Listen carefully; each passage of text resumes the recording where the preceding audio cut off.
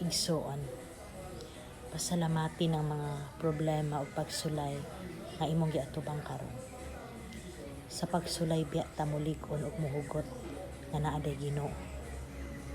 Pinaagi sa problema, diya gyud nato ma-appreciate nga naa day Ginoo. Basta luyo sa problema, mudangop ta sa Ginoo.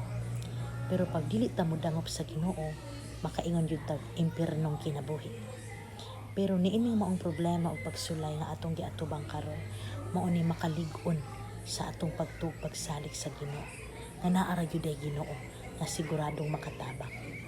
Mo na igsuon, dangop sa Dios. Imong kinabuhi karon wala ka kasabot na kay problemang giatubang, dangop sa Dios. Duol sa Ginoo, kay ang Ginoo matinabangon, maluluyon, labaw sa tanan.